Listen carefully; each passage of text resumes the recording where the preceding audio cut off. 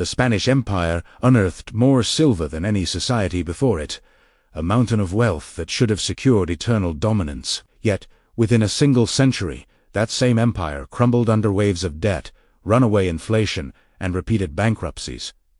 This wasn't a story of scarcity. It was a tale of abundance turning toxic. Imagine a kingdom so rich it could buy the world only, to watch that wealth dissolve its foundations. What hidden force transforms fortune into fragility?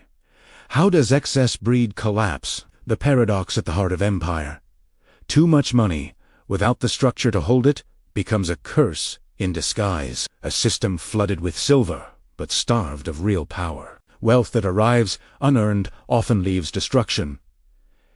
In its wake, the question lingers, could the same trap ensnare modern nations? In the mid-1500s, the Spanish crown seized the legendary silver mines of Potosí, a remote peak in what is now Bolivia, yielding riches beyond comprehension. Miners extracted tons of ore daily, smelted into gleaming ingots that symbolized imperial might. These treasures embarked on perilous journeys, loaded onto mules across the Andes, then ships bound for Seville. The influx was staggering. Potosí alone produced over half the world's silver for decades. Royal coffers swelled, funding grand cathedrals, lavish courts, and a sense of invincibility. Spain emerged as Europe's banker, lending to kings and fueling continental ambitions. Yet, beneath the glitter, cracks formed. The empire's economy remained agrarian, with little manufacturing or innovation. Artisans and farmers struggled as the flood began to warp prices. Treasure fleets arrived like clockwork,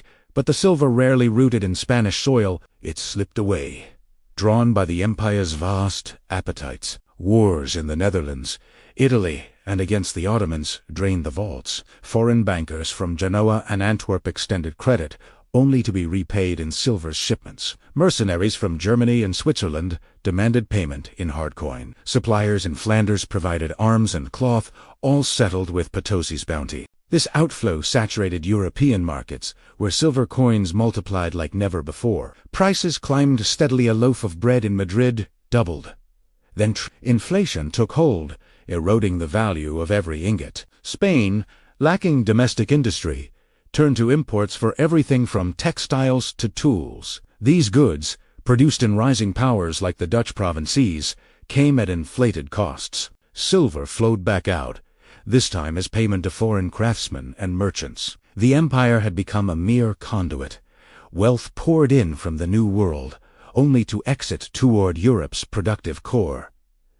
No balance was struck. The system favored extraction over creation. Control slipped as dependence grew. The deluge of silver ignited Europe's price revolution, a wave that reshaped economies for generations. Prices across the continent rose by 300 to 400% over a century, disrupting old orders. In Spain, wages lagged behind costs, hollowing out the middle class and fueling unrest. Local industries withered. Why? Produced when cheap imports flooded in, paid for with easied silver. Rivals like the Dutch Republic thrived, using Spanish payouts to build shipyards and trade networks. England invested in wool and manufacturing, turning inflows into lasting strength. Spain's treasury, meanwhile, buckled under the weight. Bankruptcies struck in 1557.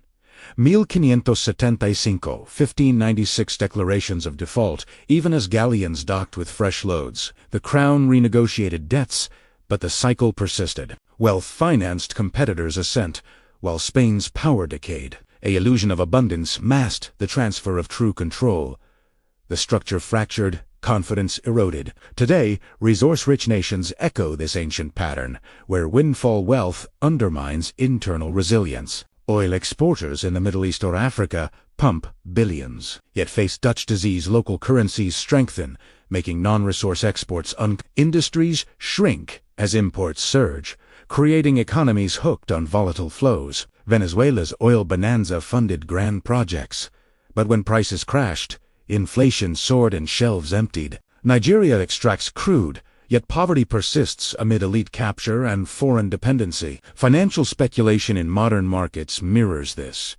Easy credit from central banks inflates assets, but hollows productive capacity. Bubbles form, debts mount, and real innovation stalls. The system prioritizes extraction over building, transferring power upward. Nations become pipelines for global capital. Much like Spain's silver roots, growth masks decay until the illusion shatters. Wealth without production is a fragile scaffold. It props up appearances, but invites collapse when flows falter. True power lies not in the resource, but in the architecture that sustains it. Spain's fall reveals a timeless truth. Money alone is inert.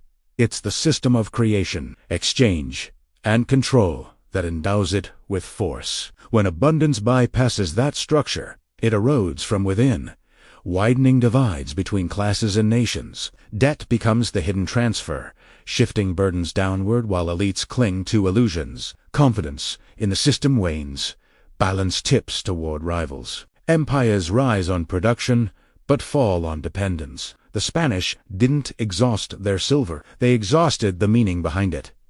A hollow core invites its own undoing. Power, stripped of foundation, dissolves like mist. Reflect on this.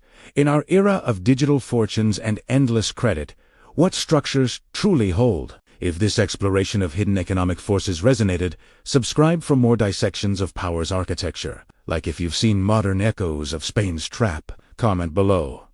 Which resource curse haunts your nation today? Share this with someone skeptical of easy wealth. Together, we uncover the systems beneath the surface. Stay curious next time.